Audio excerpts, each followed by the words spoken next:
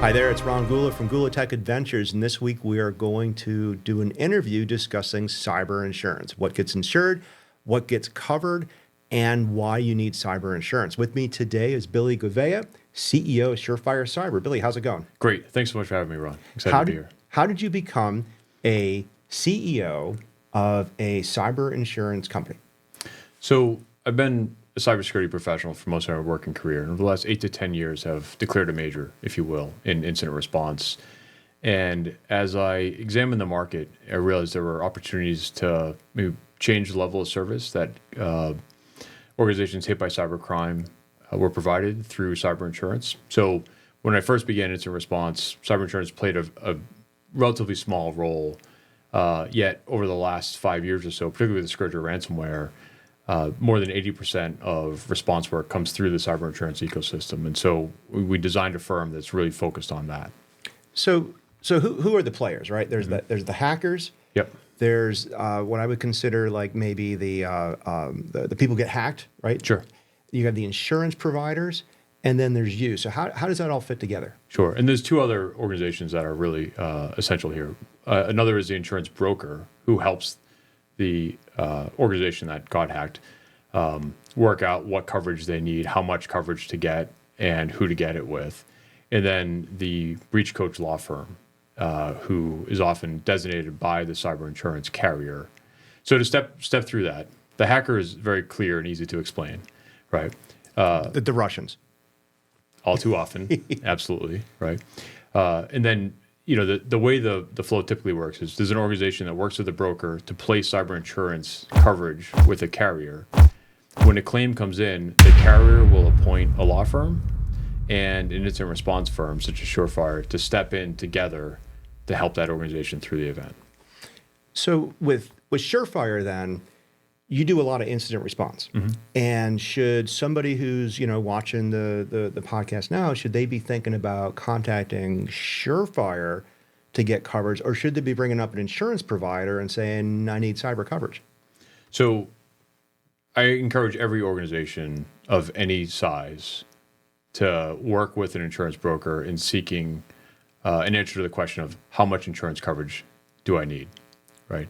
And then that broker will help them place the right coverage. At that point, I also encourage another step of developing an incident response plan that figures out how you're going to work with the cyber insurance carrier to get access to the resources that you're going to need to help you through an event. So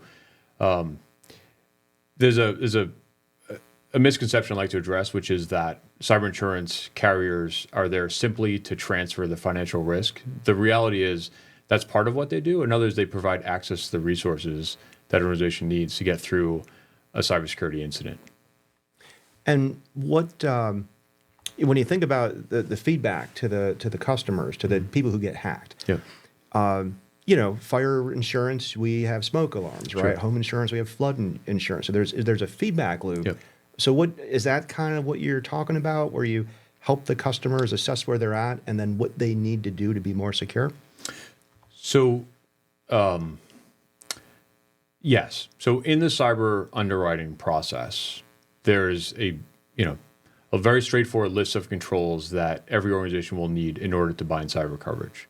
And I give the cyber insurance industry great credit for, over the last 5 years, driving rates of MFA adoption, for example, backup adoption, in a way that security professionals acting alone couldn't. Right, and so we see the propagation of a number of controls across, particularly the middle market and the SME space, which is terrific. One of those controls is an incident response plan. So if you've never gone through the process of planning, then should you have an event, your cyber insurance carrier is going to send you a law firm that you don't know and have never worked with, and a response firm that you don't know and have never worked with, and it's a pickup game, and that's not ideal. So. Well, it warms my heart to hear that the actual cyber insurance people are having a positive effect on people trying to protect their data and whatnot. In particular, you said backups as well. So, what type of backups are people doing? Is it just like a Dropbox box, Microsoft OneDrive, or is it more sophisticated than that? I don't think OneDrive would pass muster with the cyber insurance carriers that are familiar with. They're looking for a grade of backup protection that aligns to the organization's data types and sophistication, right? So you're thinking of name brand, Commvault and Datto and Cohesity and Rubrik and Veeam and so on, right? So those are the types of backup providers that cyber insurers are most accustomed to seeing. And there's a number of other strong providers I just haven't mentioned, Enable and things like that, right? So they're looking for more than Google Drive. And they're looking for the controls of testing, or have you done a backup? Have you done a recovery? Remember when Baltimore City got hacked? It was, they had the backups in some cases, but they didn't have the manpower to That's right. get it deployed and take the systems offline and that sort of thing. Yeah, I think the next stage in the maturation of effective underwriting, and I want to make quite clear that while we work every day with cyber insurance carriers, I'm not a cyber insurance professional. I'm a response professional, right? But I think, over the last number of years, as I mentioned, particularly since the scourge of ransomware in 2019, 2020, there have been a real focus on getting controls in place.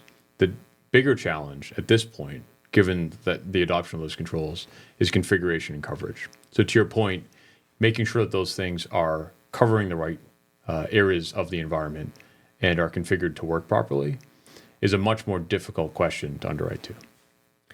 So what are some of the common things that you see your customers get victimized by, Yep. right? Yep. Phishing, ransomware, all that stuff, right? Yeah, so definitely an uptick in BECs, business email compromise, over the last 4 or 5 months, and that is not unique to Surefire's perspective. We've validated that with the partners and across the industry. We're seeing a big rise in that.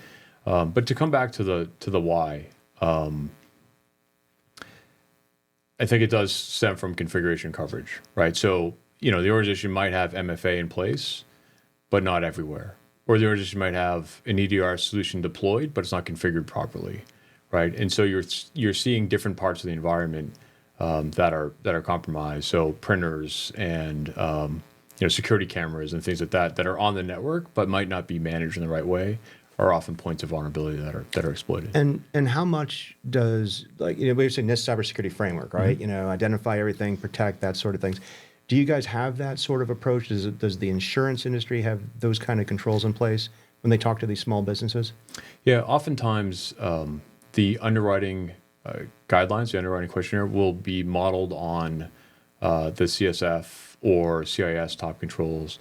And then certainly in proactively planning with our clients, we'll take them through a similar framework to think through all the right security controls that they'll need in place. But the thing I come back to is whether it's response planning or validating your backups is just rigorous and often testing. That's excellent. One of the things I really like about the cyber insurance, I'll call it the vertical, the approach there and whatnot, is that it professionalizes the industry. Yeah.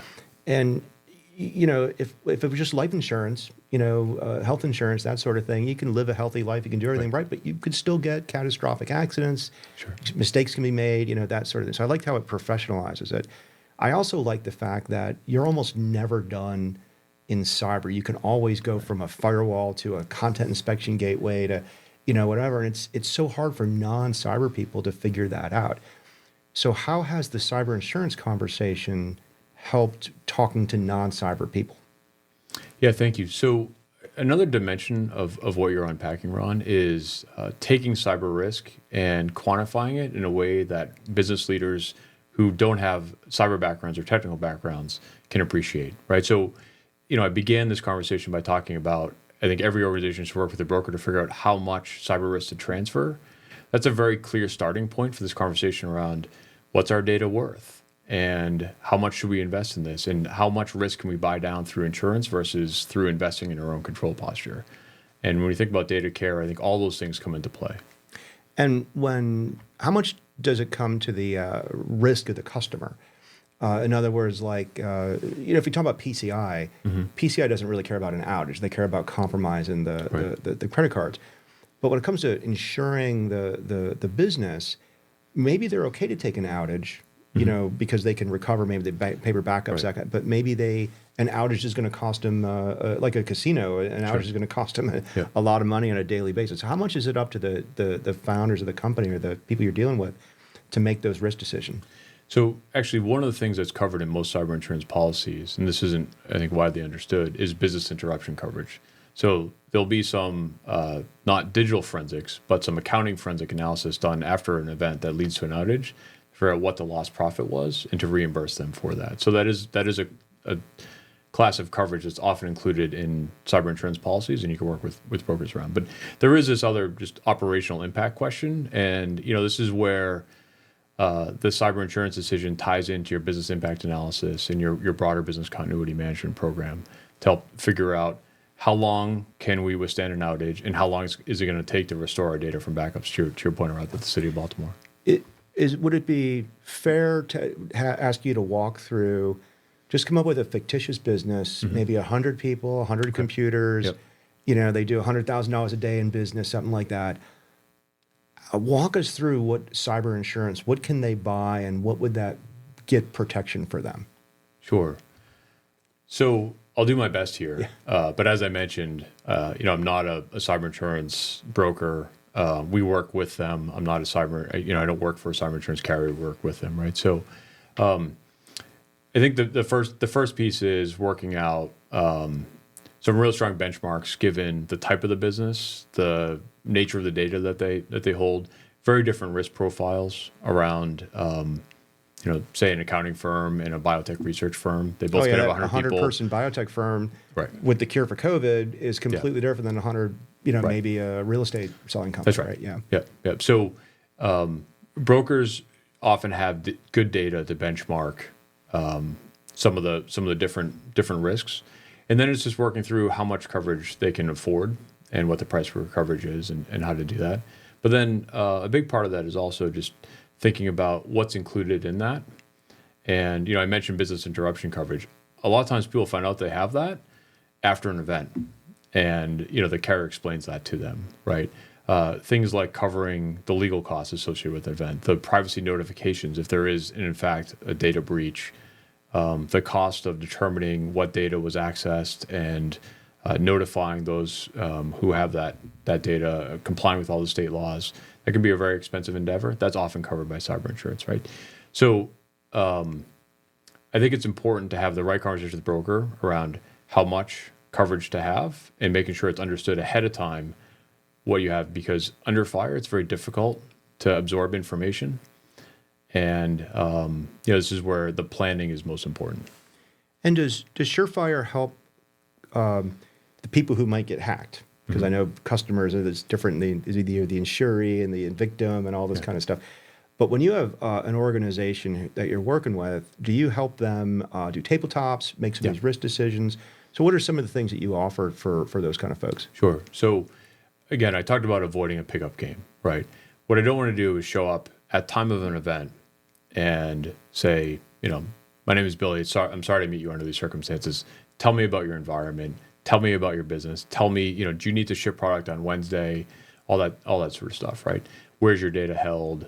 You're running this or you're running that. Tell me about your firewalls and things like that. Because there's a lot of discovery that we need to do in order to effectively contain the incident and then rebuild the environment in a more secure way. So what's great is to do that work ahead of time. And that involves working with an organization to devise an incident response plan, testing that plan. And that can lead to or involve everything from technical tests around restoring from backup, and it could involve executive level tabletops where you work through decisions around, are we going to pay a ransom or not? And who is going to negotiate that for us? And who is going to, how would we effectively make that payment in a way that complies with sanctions laws and things like that? So these are all the dimensions that come into play to help an organization really be prepared and be resilient. We are sorry to interrupt this heavy question with a joke. Are we really that sorry? Why did the thief who stole a laptop from Best Buy get away from the police? I don't know. Why did the thief who stole the laptop from Best Buy get away from the police? Because he ran somewhere. Get it? Ran somewhere. I get it. Now back to the interview. Now you mentioned paying ransomware, so I got to ask your opinion. FBI says look, don't pay the ransomware. But of course, in the heat of the moment, they say it's a business decision, not an ethical decision. And there was a recent 60 Minutes article where the head of cyber at the FBI basically said that. What's your opinion? Should be people paying ransomware or not? So it is both a business decision and an ethical decision. I don't think you can separate one from the other, and I feel quite strongly about that. Right? Make no mistake, the ransomware threat actor groups are evil, and I hate to see good people take good money and send it to evil people. Right? There are times when that trade-off is very severe. So we do everything we can possibly do to make sure that an organization doesn't have to pay a ransom, and it's absolutely necessary.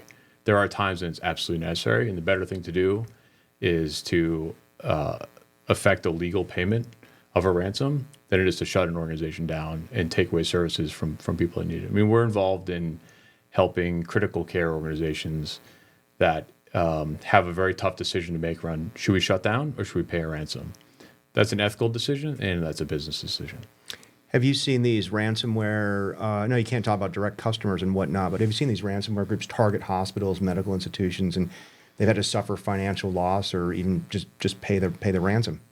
Yeah, I think it's quite fair to say that those critical infrastructure groups are targeted. I think, healthcare has traditionally struggled to have the right maturity levels to protect the sensitive data that they hold. I also think, medical environments are so digitally enabled now; they're very, very complex. I was talking with a friend this morning who told me about a neonatal incubator that was plugged into a network when it was installed, and it was a real messy situation when their network was brought down as a result of ransomware. All right, last question. Okay. So, insurance. No disrespect to the insurance industry, but we're trying to professionalize cyber here, right? Mm-hmm. So it really is the professionalism of putting a dollar amount on your risk management, right? So if you could tell people who are watching like one thing, like why they need cyber insurance if they haven't had it yet, what is that one message you would want to give those people? It's going to get really difficult to get access to the right legal help, the right forensic help, the right notification help, unless you have cyber insurance. And so to our conversation earlier on around, it's not just a way to transfer financial risk, it's also a way to get access to resources. It's very difficult to get access to those resources unless you work through cyber insurance. And I'm sorry if I might, if there's a wide-scale event, and we talk about celebrity vulnerabilities, we talk about geopolitical risks that could lead to uptakes and things, it's going to get ever more difficult to get access to the help you need. That's a good reason. All right, so it was a good conversation about cyber insurance.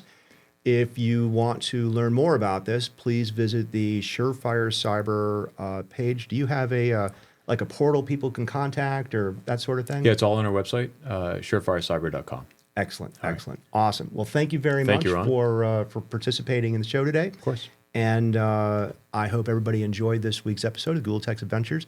If you like us, give us a like on YouTube. Connect with us on LinkedIn. I'm Ron Gula. I hope everybody has a great day, and thanks for watching.